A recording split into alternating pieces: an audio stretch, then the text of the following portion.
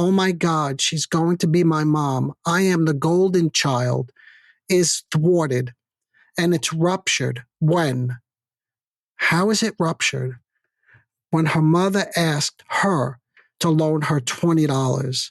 Her mother asked her to take care of her. This is a signal or a sign that mom is not going to take care of me. Mom is not going to love me. And not only that, but it's for alcohol. Alcohol is the unavailable mother. Your mother is not available and loving if she's intoxicated.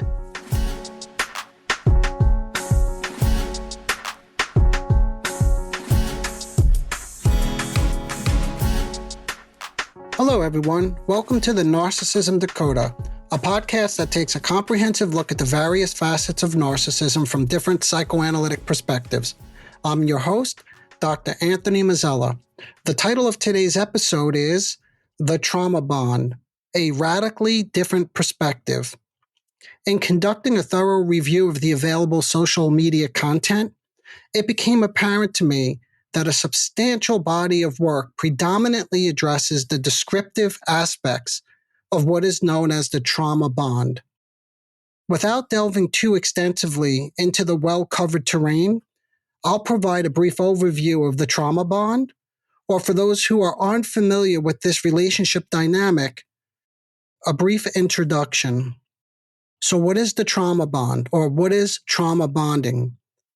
Typically, it's a pattern where a person is bonded in a relationship that's characterized by manipulation, invalidation, emotional, or other forms of abusive behavior. Despite knowing that this person continually hurts you in the same or in similar ways, you feel a sense of hope that things are going to change. But nevertheless, you feel stuck. You're stuck in a negative loop that you can't control and you can't get out of it. And you try to get out, you try to detach from this other person, but typically you're unsuccessful. And when you do detach, you don't feel whole unless you're with this person. And that's why I mentioned this in an earlier episode. The other person, this is typically known as hoovering, where they could suck you back into the relationship.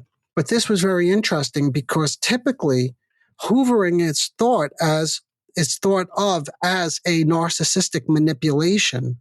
But what I discovered here is when you don't feel whole, you are vulnerable to hoovering. In other words, you're vulnerable, susceptible to getting pulled back in. You see, it's a very subtle difference, but it's not just that the narcissist has some manipulative power over you, but you are lacking something as well and are vulnerable to this kind of manipulation. And because you get pulled back in, then you're stuck. You are stuck in a relationship. And when you try to get out, you feel depressed. You feel sick. And you may even miss the abuser. And again, this is what brings you back in to this repetitive cycle. When you are in a trauma-bonded relationship, you become afraid of losing your abuser. But it's been said in the literature, you also should be afraid that you should also be afraid of losing the gaslighting, the emotional abuse, being ignored, and being blamed. In other words, it's suggested that you should be mindful, right? That you're losing this individual, but at the same time, you're losing all of these other things that are so painful to bear.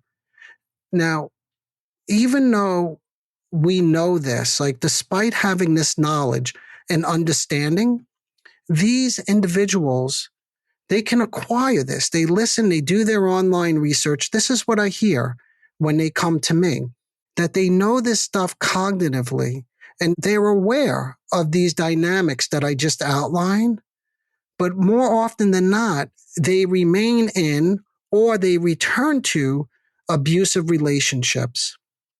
Recognizing the limitations of relying solely on this online information, it becomes imperative to explore beyond social media content to gain a more comprehensive understanding of the factors that perpetuate these individuals' engagement in trauma bonding relationships. In other words, we need to look beyond social media content. And I like to do that by way of example, because examples always help bring things alive. So let's get right into a clinical example to demonstrate these dynamics and illustrate how, in my field, that's in the field of psychoanalysis, we would analyze and interpret these trauma bonding relationships. As always, we explore authentic personal stories, but in order to protect the anonymity, these stories are a mix or a synthesis, I can say, of different experiences that I've seen online and within my private practice. Taking this approach enables us to concentrate on the overarching themes, explore potential underlying causes, and discuss effective treatments or solutions for similar situations, similar relationships. Take the case of a woman I will call Mary. Mary grew up with a verbally abusive, alcoholic mother who, she reported, constantly devalued her, called her stupid, a loser, and constantly told her she was not going to amount to anything in her life. I think you can imagine there are different types of, I'm air quoting, alcoholic mothers. But in this example, Mary's mother would start drinking around noon, which meant she was already intoxicated when Mary returned home from school. Okay, so let's pause and think about this, because already we have quite a bit of information here. I'd like to draw upon psychoanalytic theory to shed light on the connection between trauma bonding and, in my field, what we call sadomasochistic relationships. According to the psychoanalytic theory, trauma bonding shares parallels with the dynamics found in sadomasochistic relationships. That's why I'm pulling in this concept. Exploring this realm, we find that many of these dynamics are intertwined with unprocessed early losses, whether it's the loss of a parent, the erosion of parental love due to neglect or abuse, or the profound loss of a sense of self. These unacknowledged losses often serve as the foundation for the intricate web of sadomasochistic dynamics. So, yes, actually, that's what I'm saying, just to be very clear. And this is where I think this is very different than what you may have researched online. What I'm suggesting, if we apply this theory, I'm suggesting that trauma bonding, sadomasochistic relations, in part, have to do with unprocessed loss. And I'm going to keep going. I'll build on this to try to demonstrate how these two are interconnected. So, if there are unprocessed early losses, the trauma bonding relationship, akin to a sadomasochistic dynamic, it may be viewed as a kind of pathological mourning. According to Shelley Bach, that's a renowned psychoanalyst, a sadomasochistic instead of a real and loving relationship develops when there is, as Mary described with her mother, parental non-recognition, emotional abuse, or a lack of mutual pleasure between a parent and a child. We can hear in Mary's description from very early in life what she experienced a profound loss. She didn't have a mother who was attentive and caring and there for her. And that's too overwhelming for her to process, because who does she have to turn to? We don't hear she has anybody to go to help her process these feelings. One way to deny a loss, this is the loss of a mother, right, to alcohol and abuse. This is loss of a loving mother, I should say. One way to deny that is for the child to flee to a sadomasochistic relationship. But let me illustrate this point a little bit further. Deeper exploration with Mary revealed that, and I quote, "When my mother beat me, I felt like I had her exclusive attention. I hope that illustrates what I'm trying to get at here, which is when she's being beaten, being punished by her mother, she feels like finally she has not lost her mother. She has her attention. She has her attention in the form of abuse or devaluing comments, but nevertheless, it's been said to me, negative attention is better than no attention at all. Okay, so it gets more confusing when one has a caregiver, but this is a caregiver who is both absent and present, if that makes sense. In other words, this absence, I have discovered, leaves a painful void of emptiness that must be avoided. These are the individuals who may turn, to get rid of this feeling of emptiness, to get rid of this void. These individuals turn to excessive pornography or anything to stimulate oneself and keep oneself feeling alive. The main point I'm trying to make is there is a repetitive attempt to disavow a loss or to repair the loss, as I said before, in the beatings, in the devaluation, to repair the loss in the fantasy. And I call it a fantasy. Let me build on that. I don't want to get too far ahead of myself. The only problem is this attempt at repairing a loss, an empty feeling, does not lead to any sort of resolution. So let's flush this out a little bit further and return to the case of Mary. Mary eventually left home, proclaiming that her mother was, again, I air quotes, dead to her. She married, as in many of these stories that you hear, she marries a man who subsequently becomes verbally abusive. Again, if we apply this theory that I'm suggesting to all of you, this is an attempt, I would say, if you can imagine this, to revivify the relationship with her dead, air quotes, her dead mother. In other words, Mary is unintentionally, she doesn't know that this is what's happening. She is unintentionally trying to recreate a situation in which all of her mother's love and attention was focused on her. Remember, I quoted her a moment ago. When her mother was beating her, she felt like she had her mother's exclusive attention, which means she was not alone. She leaves her mother. Her mother is dead to her. That's a dead feeling within Mary, I could imagine. But then she gets in a relationship, coincidentally, where a boyfriend is behaving like who? Like her mother. And in this, she feels alive again. I'm not suggesting that this is a pleasant experience for Mary. Please don't misunderstand me.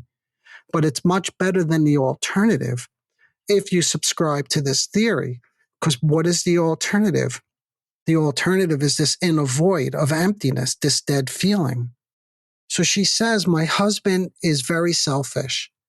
And I quote, he wants a free ride and feels that if someone else can pay, he deserves it. Now, I don't think this is just a mere coincidence, but these were the exact words that Mary used to describe her mother. Selfish, wants a free ride, and always looking for somebody else to lend her a hand.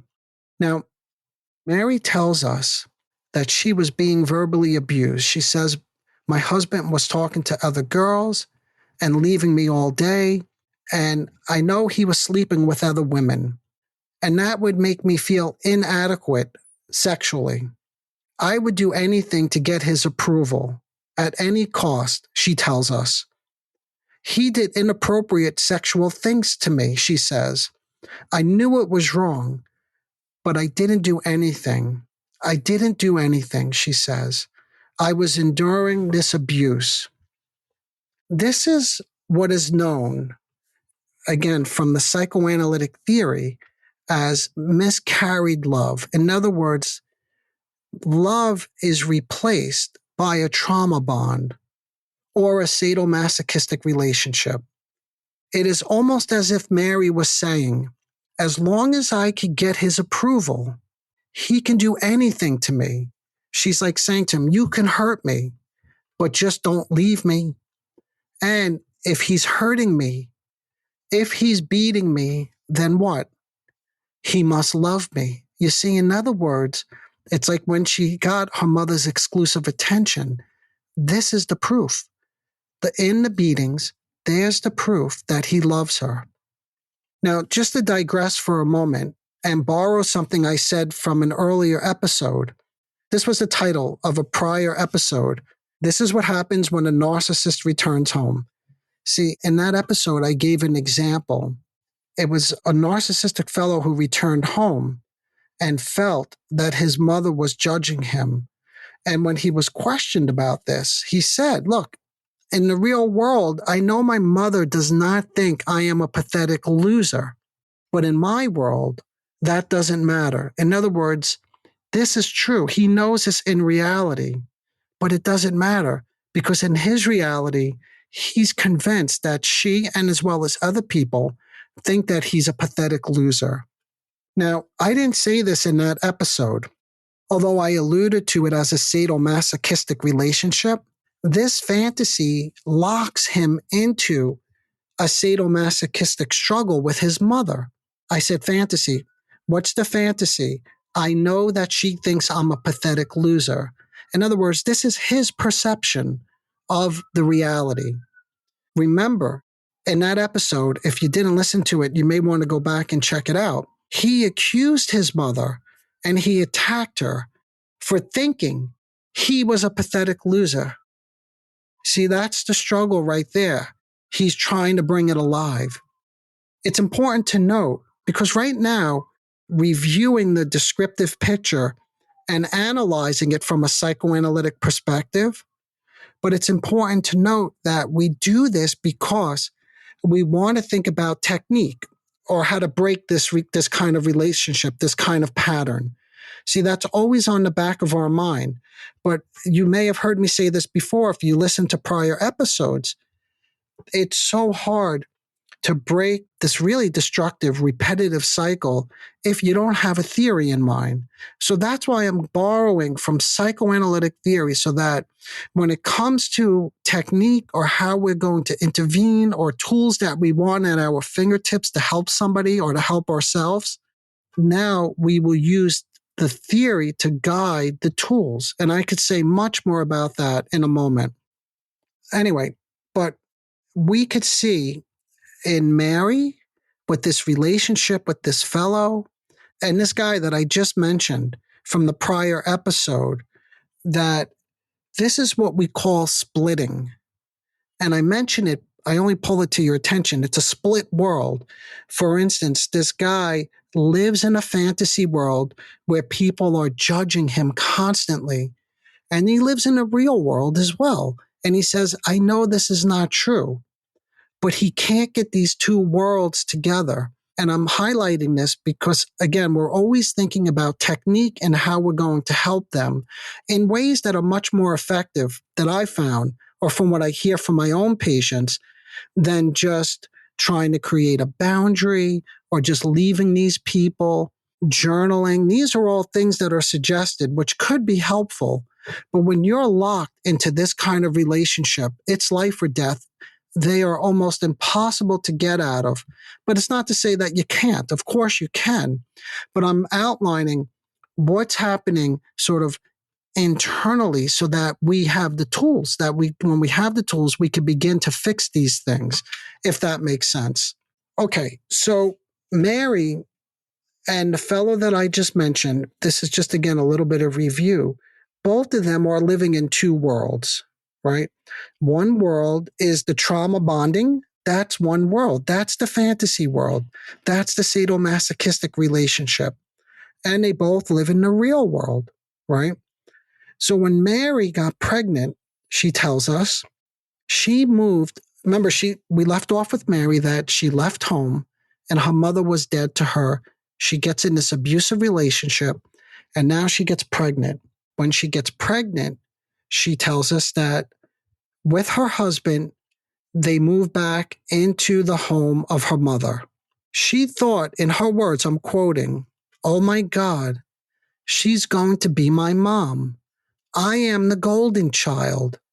Now, earlier when I went over the descriptive factors, when I was describing what I found in the social media content in terms of defining trauma bonding, one of the things I mentioned, if you might remember, was there has to be a sense of hope, right? That things are going to change.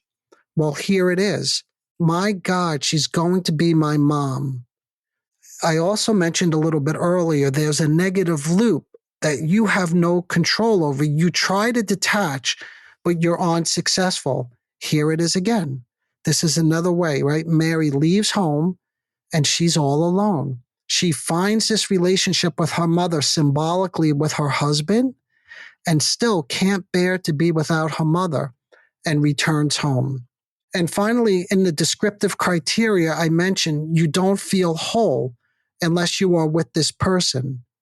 And this is why the hoovering can suck you back in. Remember, I mentioned that at the beginning of the episode. But here it is again. Mary moves away and does not feel whole. Something is missing, and she needs to return back home. Now, she reported that when she moved back with her mother, things were going well, which is typically the case. Again, if you've listened to any of my early episodes, this is what we call the early infatuation period. It's kind of like the love bombing, not exactly, but a little bit like that, where you overlook anything, any negative flaws or limitations. Everything is wonderful and blissful. It's the narcissistic reunion. I've described it in many different ways. And Mary reports that. She says things are going well, right? She's like that golden child. But then her mother asked her to give her $20 so she could purchase some alcohol. I was furious with her, Mary tells us. We got into a fight, and my mom punched me in the face. My nose was bleeding, and my water broke. This is complete chaos. She comes to the hospital and makes everything more stressful. Okay, so that's the report from Mary. So let's slow down and analyze that again.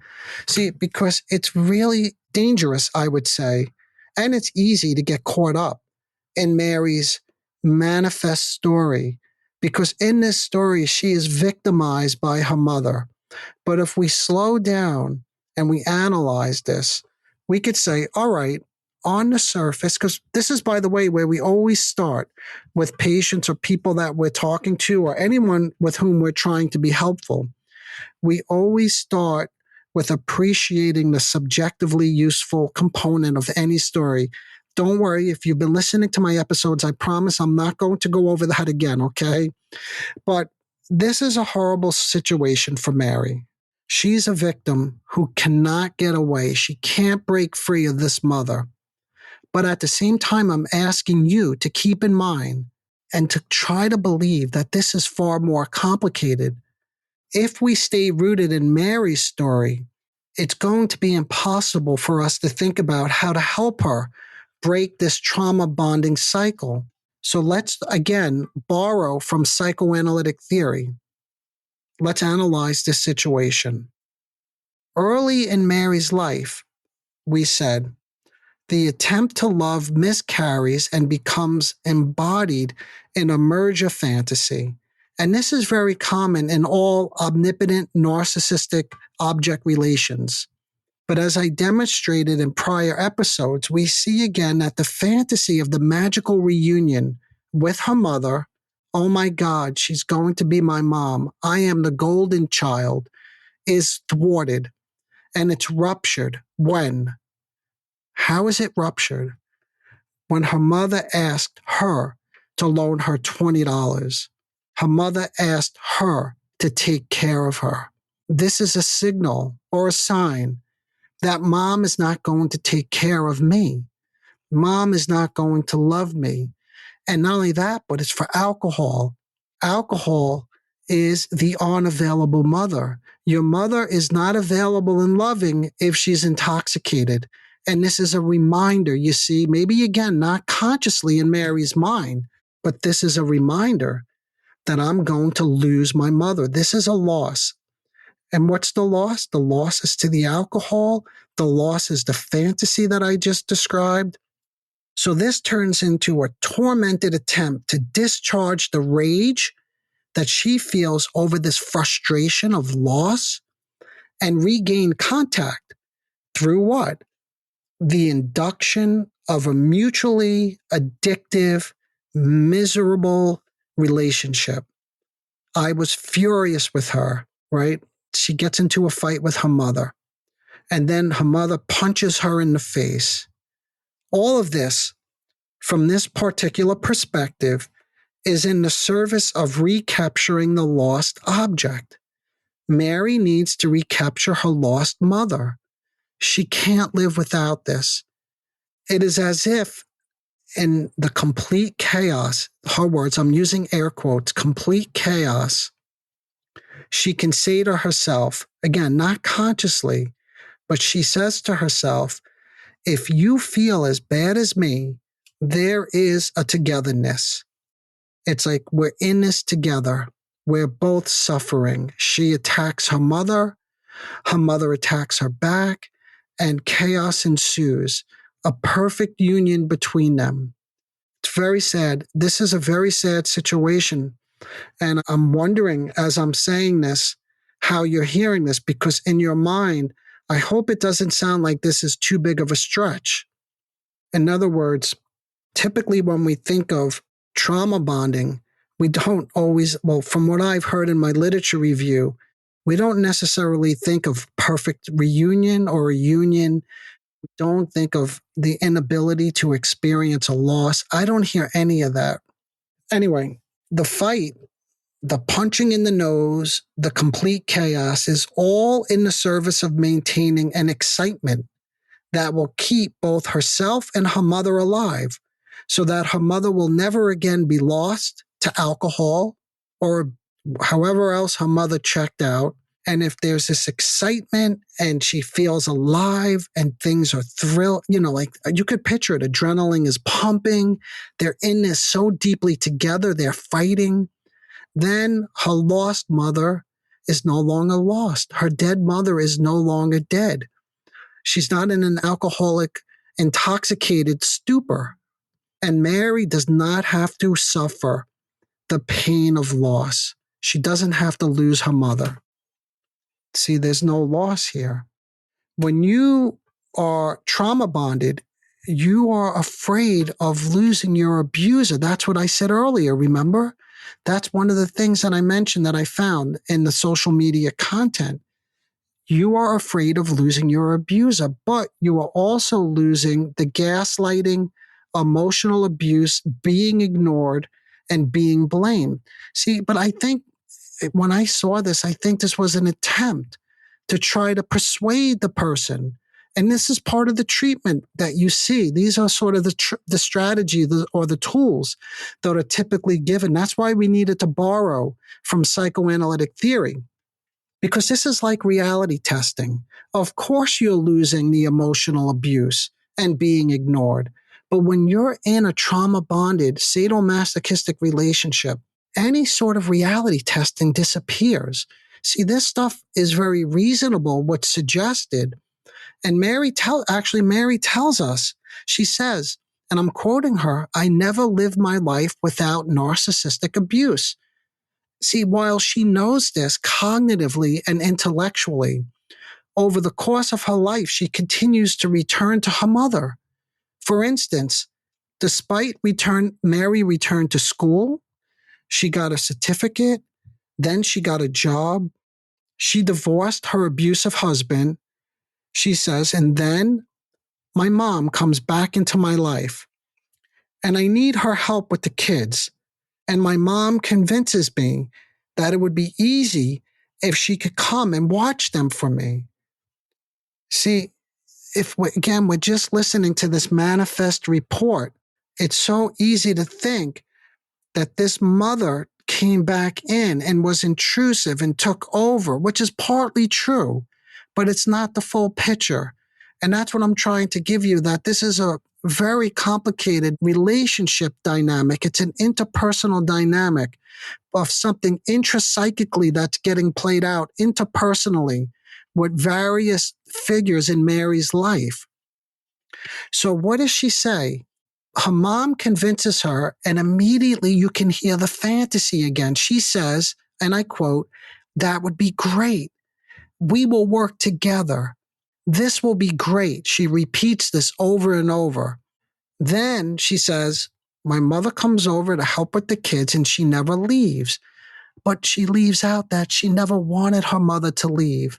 It goes both ways. That's what I'm trying to tell all of you. It's not that simple. If you really didn't want your mother there, you would figure out a way to get her out of your house. She said, "We didn't have a conversation." Of course, nobody talks about things in these relationships. Nobody uses verbal language to communicate. Remember, the language is of what? Trauma, abuse, devaluing. This is the language of love in these relationships. Again, I quote, "She never left." She says, "At first, it was a good flow, the same exact dynamic I mentioned earlier. This is the magical reunion, right? Then she started to turn the kids against me.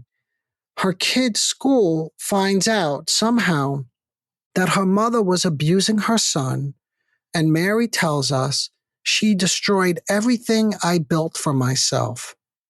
Again, it's as if the mother did this to Mary.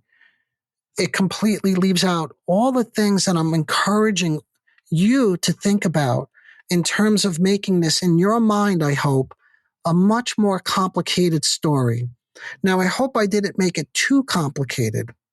I think so. Maybe we covered a lot already today. I know it's a little bit shorter than my typical podcast, but this stuff is heavy and I'm sort of torn because I can keep going. I can go for much longer, but I think we'll start wrapping things up here and we'll save the rest because there's still a lot more to say about this.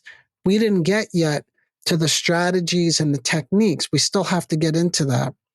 But for now, I would say the bit of exploration that we did do into this, what I would say is a very intricate dynamic of trauma bonding relationships, we viewed it today through the lens of psychoanalysis. And I hope you saw this, but to me, it reveals the profound impact of what in my field we call the repetition compulsion. That's a relentless drive to repeat destructive patterns.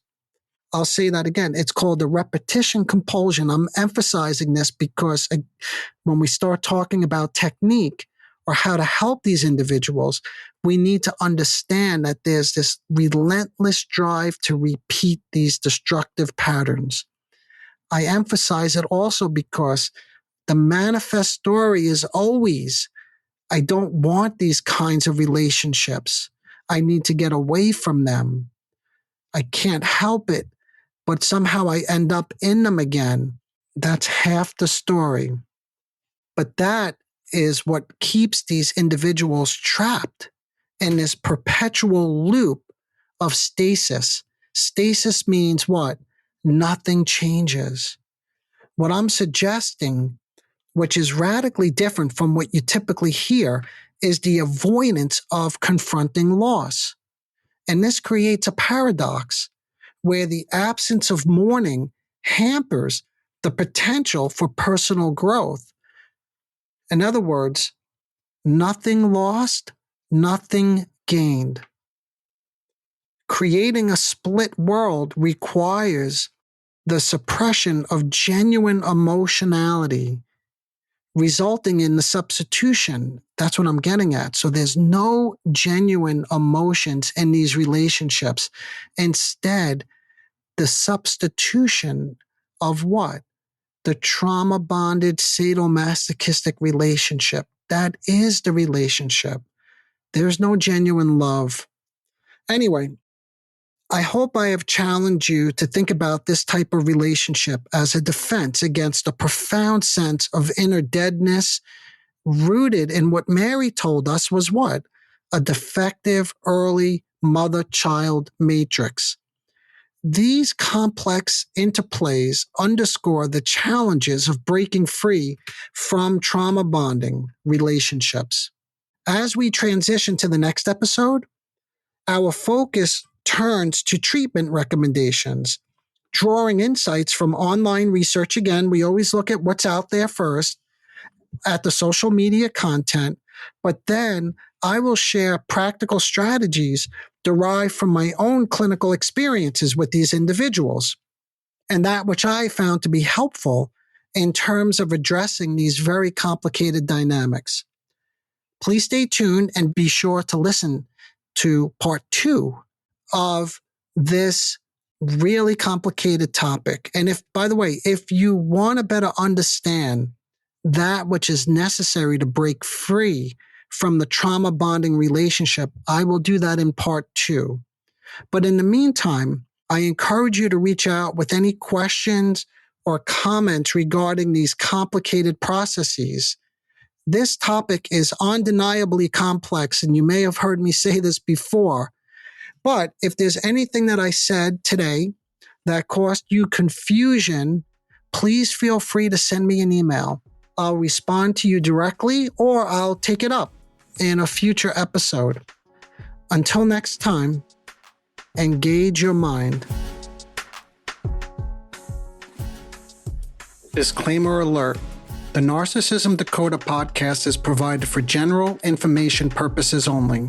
The content presented in this podcast is not intended to diagnose, treat, or cure any psychological condition related to narcissism. The content on this podcast should not be considered a substitute for professional medical advice, diagnosis, or treatment. For specific advice pertaining to narcissism or any other psychological condition, you could reach me directly. I am an experienced mental health practitioner who is always taking on new patients. If you would just like a consultation, I can do that too.